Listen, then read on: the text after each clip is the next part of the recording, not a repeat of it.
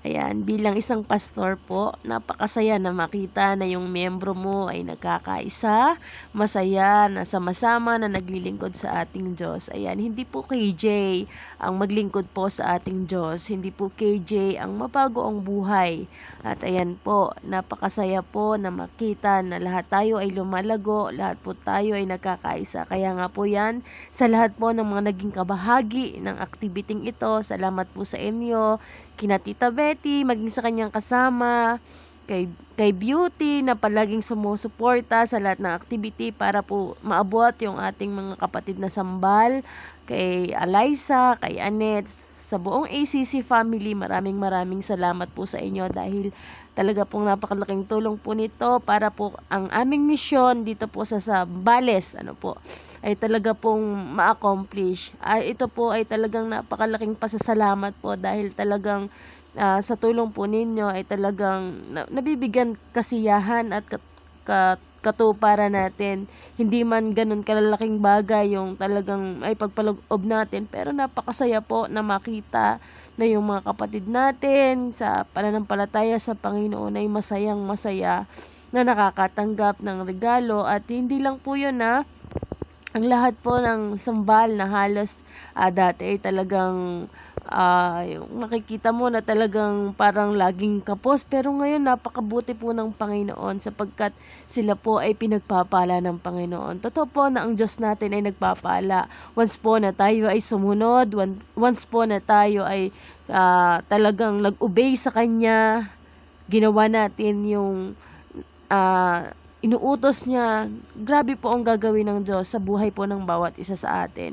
Ayan, bata man, matanda man, ayan po. Yung bata po na yan, mga dati po yan, ay talagang napakamahiyain. Pero ngayon po, nagpa-participate na po yan sila sa mga activity po ng ating church, maging sa school po. Yan, yung iba lang po ay medyo late pumasok, pero pumapasok na po yan sila lahat sa school. Ayan, ang saya po na makita na lahat ay talagang nagko-cooperate, pati si nanay, yan, kahit talaga hirap, pero talagang masayang-masaya po si nanay at nag-e-enjoy sa kanyang ginagawa. Ayan, napakabuti po ng ating Panginoon. Talaga na, ayan si Pastor, grabe yung paypay niya.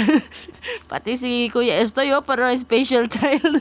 Diba? Nakakatuwa po na talagang wala pong KJ sa paglilingkod po sa ating Panginoon. Hindi po totoo na ang pagiging born again Christian ay boring. Hindi po.